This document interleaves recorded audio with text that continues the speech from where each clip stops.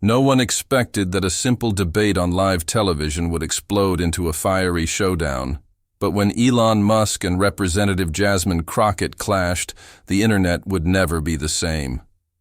The moment Elon Musk leaned forward, his calm voice slicing through the tension like a blade, the entire studio knew this wasn't just another political debate. It was a war of words that would leave one side utterly destroyed. The atmosphere in the studio was electric, crackling with an intensity that made even the cameramen shift nervously on their feet. The bright stage lights cast long shadows across the set, illuminating the faces of two figures who couldn't have been more different in demeanor. Elon Musk, the enigmatic billionaire whose every word sent shockwaves through the tech and political worlds, and Representative Jasmine Crockett, a rising star in the Democratic Party known for her unflinching rhetoric and fiery speeches. The audience, a mix of die-hard political junkies and casual viewers, leaned forward in their seats, sensing that this wouldn't be just another scripted TV debate.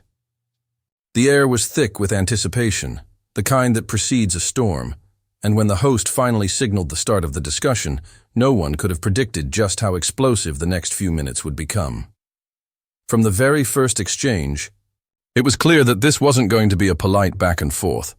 Crockett, her voice sharp and dripping with accusation, launched into a blistering attack on Musk's controversial DOGE initiative, a government efficiency program that had become a lightning rod for criticism. "You're not reforming anything, Mr. Musk. You're gutting jobs, destroying livelihoods, and leaving thousands of hardworking Americans in the dust just so you and your billionaire friends can pat yourselves on the back," she declared, her words landing like hammer blows. The audience reacted immediately, some erupting into applause while others gasped at the directness of the attack. But Musk, ever the master of composure, didn't so much as blink. Instead, he leaned back slightly in his chair, his fingers steepled in front of him, and waited for the noise to die down before responding with a calm that bordered on eerie.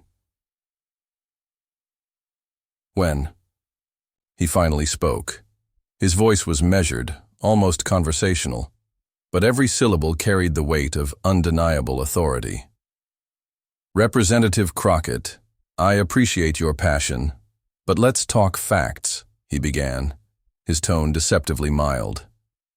The federal government currently wastes $600 billion a year on redundant programs, inefficiencies, and bureaucratic bloat.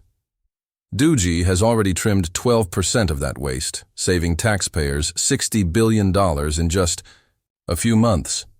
Now you can call that gutting jobs if you want, or you can call it not forcing our grandchildren to pay for our mistakes. The precision of his rebuttal was devastating, a surgical strike that left Crockett momentarily speechless.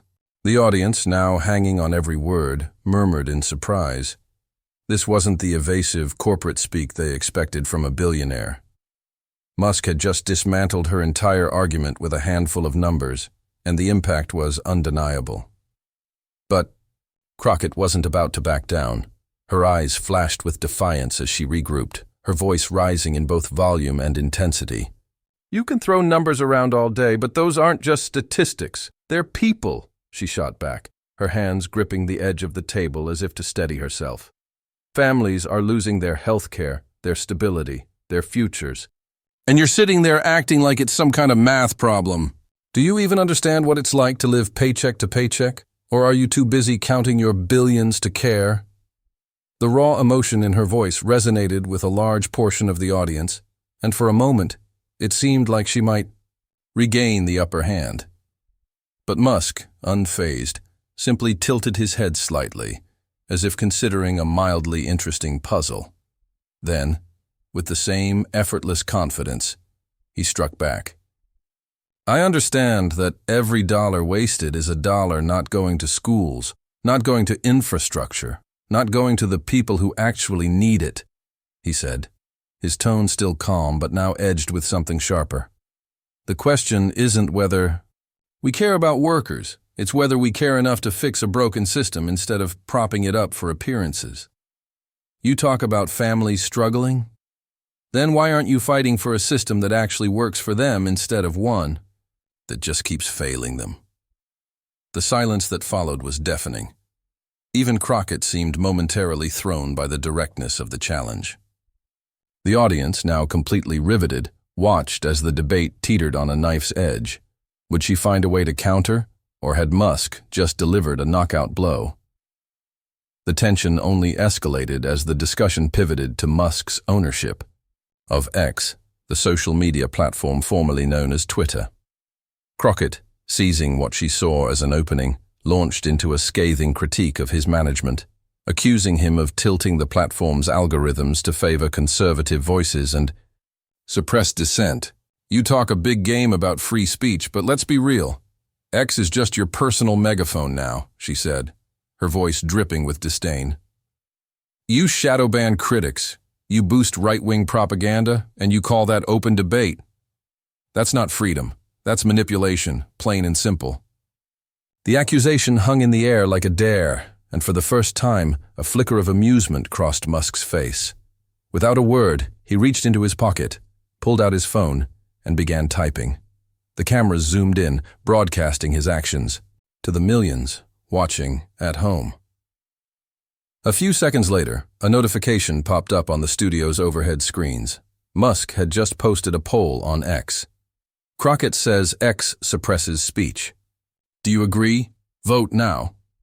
The results began pouring in almost instantly, a live, unfiltered response from the platform's users. Within minutes, the numbers were undeniable. 72% of respondents disagreed with Crockett's claim. Musk didn't even need to say anything. The data spoke for itself.